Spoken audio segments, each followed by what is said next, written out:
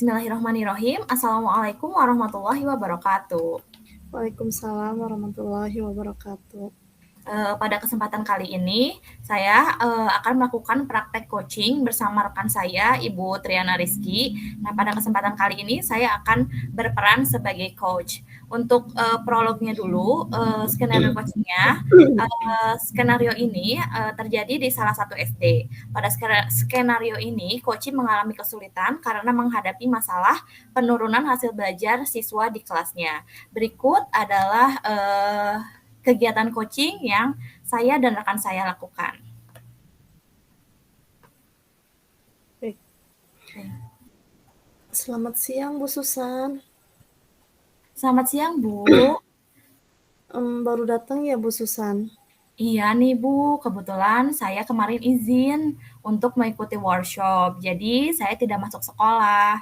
Ada apa ya, Bu Tria? Dari raut wajah Ibu, sepertinya ada masalah. Iya, ini Bu. Sebenarnya ada yang ingin saya sampaikan.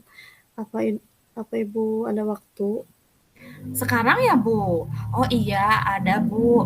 Silahkan duduk, Bu. Bagaimana, Bu? Ada yang mau didiskusikan barangkali? Iya, Bu. Sebenarnya saya mau sharing nih terkait permasalahan pembelajaran yang saya lakukan di kelas saya, Bu. Oh, begitu ya. Memangnya ada yang terjadi, Bu, di kelas Ibu? Saya merasa kurang paham dan bingung sekali. Di kelas saya nilai anak-anak pada pembelajaran IPA khususnya itu sangat rendah sekali, padahal pembelajaran sudah dilaksanakan Mhm. sebagaimana mestinya, Bu. Oh, jadi hasil belajar anak menurun ya, Bu? Nah, apakah penurunan nilai ini terjadi pada semua anak, Bu? Eee, Sebenarnya tidak semua, Bu, Mhm. hanya sebagian anak-anak saja yang mengalami penurunan. Jadi terjadi penurunan nilai pada sebagian anak. Begitu ya, Bu? Nah, kira-kira apa ya yang mungkin Ibu bisa tahu gitu penyebab yang menjadikan nilai anak-anak itu menurun? Iya, Bu, begini, setelah saya perhatikan, Mhm. akhir-akhir ini sepertinya mereka malas dalam belajar IPA. Padahal saya sudah memberi materi pembelajaran berkembang biak pada tumbuhan, tapi tetap saja mereka tidak memperhatikan. Akhirnya ini berdampak sekali pada hasil belajar dan nilai mereka. Jadi anak-anak di kelas, Bu Tria ini mungkin terlihat malas ya, dan tidak memperhatikan, saat Bu Tria sedang memaparkan materi. Nah, jika boleh saya tahu, apakah anak-anak tertarik dengan materi yang Ibu sampaikan? Ya sepertinya anak-anak kurang tertarik ya, Bu. Makanya mereka jadi tidak memperhatikan dan terlihat malas-malasan ketika belajar, mungkin itu ya, Bu. Mhm. Oh, begitu ya. Nah, selama ini biasanya Ibu menggunakan metode dan media seperti apa saat pembelajaran berlangsung? Yang saya menjelaskan, Bu, seperti yang saya terapkan itu seperti biasa, untuk media, saya juga menyajikan gambar yang ada pada buku siswa dan guru, seperti biasa, Bu. Oke, selain pakai buku siswa dan buku guru, lalu juga gambar, biasanya pakai apa lagi, Bu? Untuk sejauh ini saya baru memberikan, mencoba untuk menerapkan media gambar, Bu. Jadi memang selama ini mungkin ya Bu Tria menggunakan media gambar seperti itu dan anak-anak kurang antusias. Begitu ya, Bu? Iya, Bu, betul sekali. Baik, kalau boleh saya simpulkan, sepertinya anak-anak itu nilainya rendah, lalu kurang fokus dan kurang antusias untuk mengikuti pembelajaran dari Bu Tria. Menurut Bu Tria nih, antusias dalam belajar itu seperti apa dan dapat diamati dari anak-anak? Menurut saya, jika memang anak-anak antusias dalam belajar, mereka akan memperhatikan saya, Bu, dengan seksama tentunya ya, ikut aktif dalam pembelajaran, sehingga pembelajaran, berjalan dua arah antara saya dan, murid. Kemudian kita bergembira bersama di kelas dalam Mhm, belajar, oke. seperti itu mungkin, Bu. Namun, saat ini yang saya lihat jauh dari keadaan, yang saya harapkan seperti itu. Mhm. Oh, jadi selama ini yang Ibu Tria amati dari anak-anak bagaimana? Selama ini, saya mengamati di kelas saya sepertinya bukan pembelajaran student center, Bu, tapi Mhm. lebih kepada, apa, teacher Oh, center. iya. Karena tidak ada keaktifan gitu, Bu, antara atau bahkan komunikasi dua arah antara, saya dan murid saya di dalam kelas. Jadi, saya menerangkan saja sendiri, lalu memberi penugasan, mungkin seperti itu, Bu. Oh, jadi Ibu merasa Ibu hanya aktif sendiri, sedangkan anak-anak kurang aktif. Begitu ya, Bu? Iya, betul, Bu, betul sekali. Mhm. Baik, Bu Tria. Apakah selama ini Ibu pernah melakukan suatu hal untuk mengatasi permasalahan ini? Belum pernah sih, Bu. Saya hanya mengajar seperti biasa saja, ulangan, dan akhirnya, nilai-nilai anak-anak saat evaluasi ternyata sangat rendah. Ya, walaupun tidak semua anak sih, Bu, ya mungkin sebagian besar. Mhm. Tentu saja hal ini menjadi, beban pikiran bagi saya gitu, Bu, dan membuat saya semakin stres ketika, melihat nilai-nilai anak rendah seperti itu. Oke, kita tenang dulu ya, Bu. Jangan terlalu diambil stres, Bu Tria. Jadi, memang selama ini Bu Tria belum pernah melakukan sesuatu untuk mengatasi permasalahan ini ya.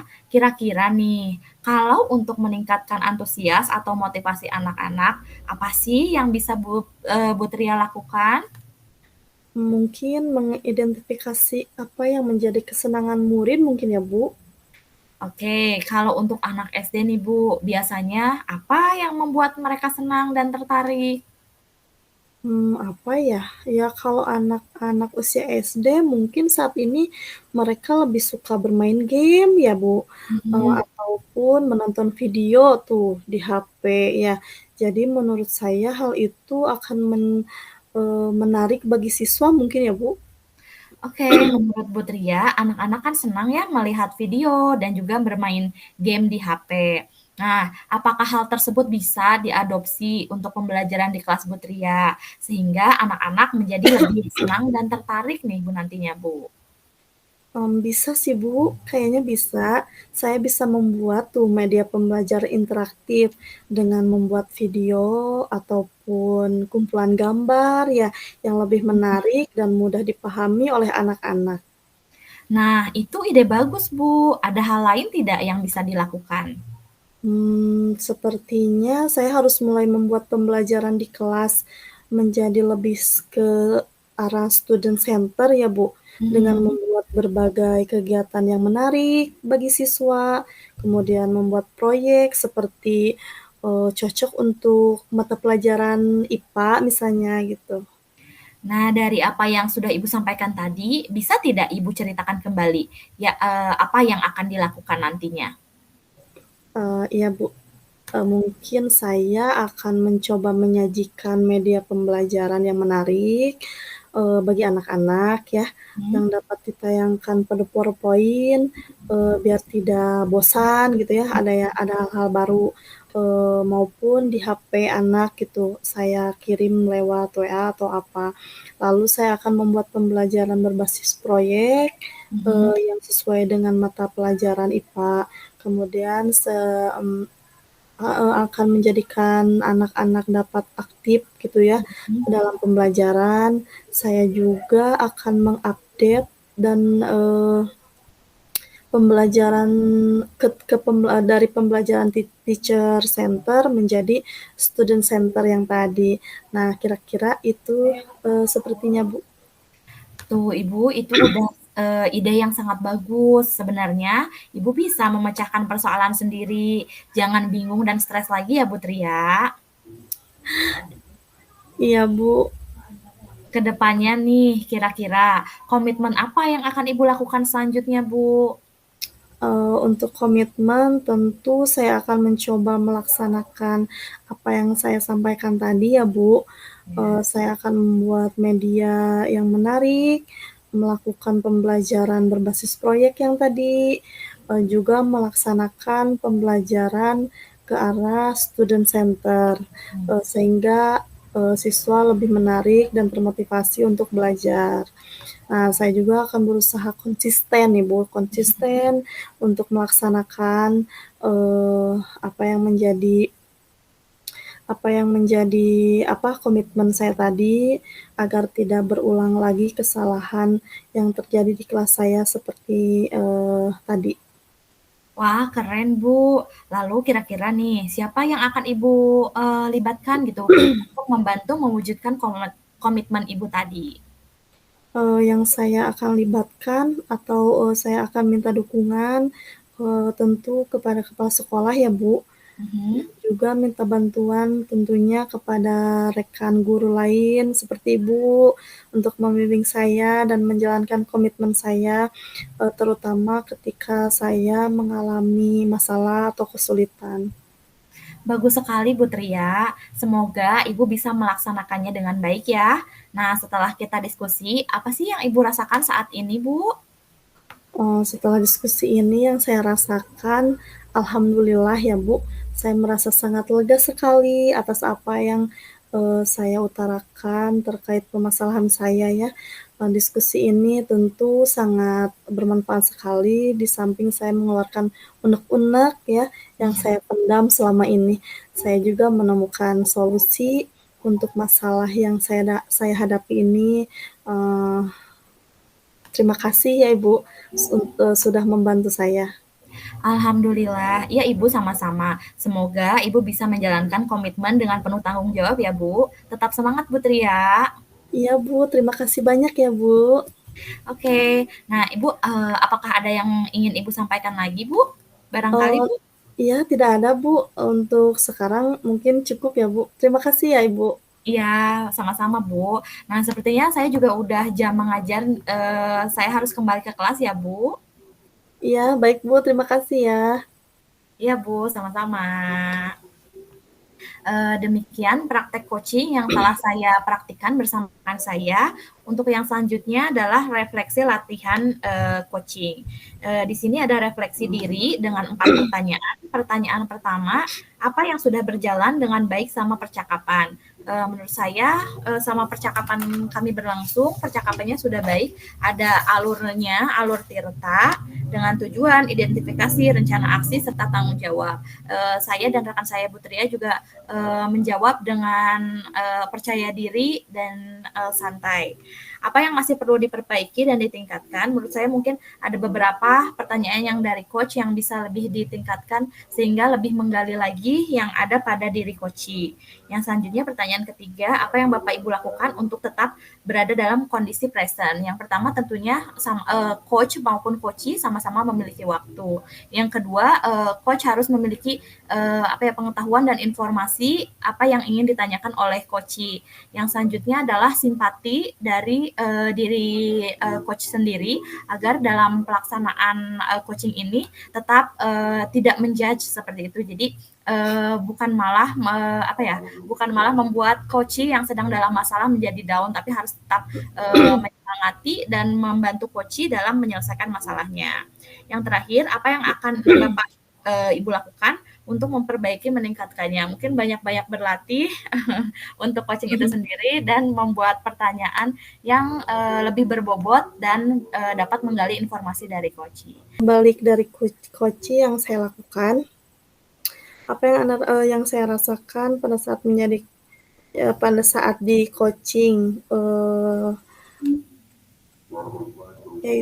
senang, lega, kemudian, kenapa senang dan lega, karena setelah saya, berdiskusi atau sharing mengenai permasalahan yang saya alami di kelas, ternyata, rekan saya tidak sama sekali menghakimi saya, justru, berbagi, eee berbagi berbagi pengalaman, yaitu berbagi solusi dengan baik, mungkin seperti itu.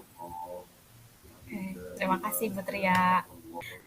Sekian, demikian praktik coaching yang dapat saya dan rekan saya lakukan. Terima kasih atas perhatiannya. Assalamualaikum warahmatullahi wabarakatuh.